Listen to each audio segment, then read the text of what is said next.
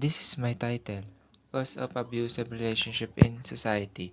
My name is Julius Giagati, second year BSIT. Abstract. Physical and emotional abuse is an ongoing problem that go with public health, concern physical injuries and emotional. Distress in an elder is become social hobby that needs medical attention. 30 women were interviewed to assess the relationship of emotional abuse to physical abuse. Six major types of emotional abuse were identified. Analysis determined in the types of emotional abuse were relate to the frequency and severity of physical abuse. Women in a long-term abusive relationship were contrasted with women facing only short-term abuse. Other comparison concept of women who through emotional abuse was worse than physical abuse versus women who through the opposite and women who could predict physical abuse from the emotional abuse were compared with those who could not. The extent to which the woman believed the men treat and ridicule or through their abusive behavior was justified was used as a factor to determine the impact of emotional abuse. Future researchers should investigate emotional abuse pattern in non-battering relationship. For comparison with battered women experience, current study aims at eliciting patterns that will aid in detection of this social malaise. This review study was complete using electronic database that had analysis reviewing 100 articles. This review study used articles from 1985 to 2015 that was statable for tracking review that gives information on physical and emotional abuse in an elderly from case control.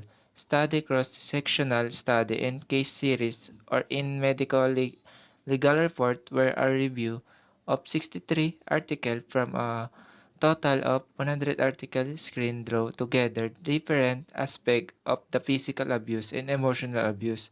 Study conclude the frequency of physical and psychology elder abuse is seen with less different. It also determined that fact commerciality of multiply abuse, its impact and prevention implication of this review study open the door to come out with different intervention against this social malice.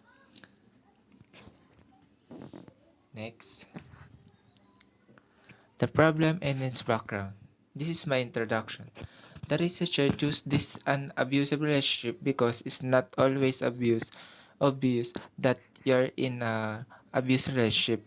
Learn some of the key signs to look for. It's common for someone who is being abused to believe that it's their own fault and that they somehow deserve the abusive. It's important to know that you're never to blame for the way an abusive person treats you. Background of the study. The study of abusive relationship as domestic violence case in Israeli enter the court system and consequence of aggressive accidents treat the functioning, well-being, and health of victim in family or outside system. It is important to describe extent and nature of this phenomenon. True in both men and women, intimate violence and violence enforced by women in less frequency and less serve consequence prepared to male of offender. Sturge and Jalis using the National Families Violence Survey found that the injury rate for women was 6 times higher than for men. 6 worldwide to 10-50% of women report having been its physical by intimate partner at some time in their lives.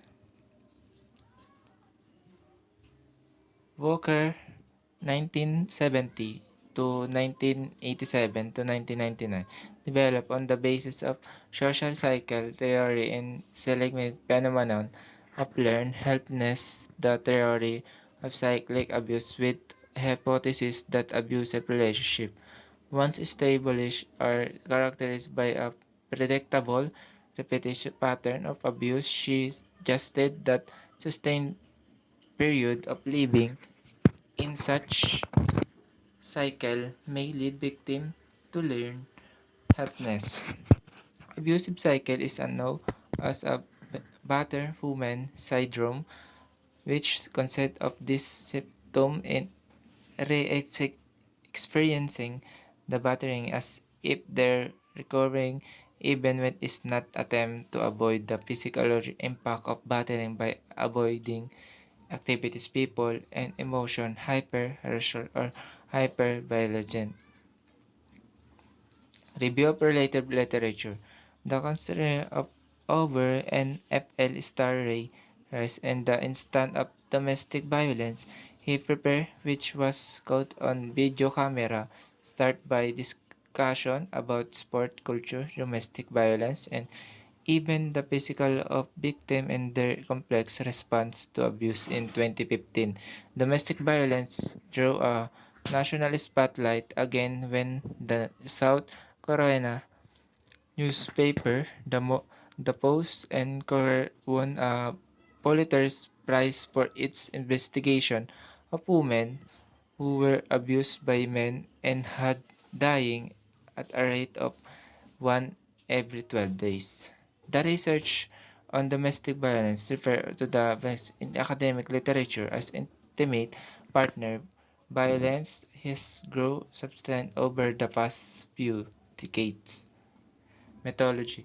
This chapter describes methods to collect data or information. The author outlined the researcher strategy, the researcher method to approach the methods of data information collect to selection sample. The participants from our barangay at Sicomparaña City, they are 50 participants were tested in this study, 30 males. The age of participant ranged now 25 to 30 years old. The researcher create question to participant and participant give the answer to social media messenger to know the details of dreams in their situation. Result: the participants were 30 Filipino women who have successfully left abusive relationship. All the women were legally married to the abuser. All of them had children while their abuser participants were from various educational and religious backgrounds. Summarized demography information of the participant can be seen in my survey. I related it as a percentage of answer was equal but of 100%. When participant answer the personal information, the answer number 1 was 60% and that answer is always abused. The number 2 was 10% and that is not abused. The number 3 was 30% and that is slightly abused. This is the example.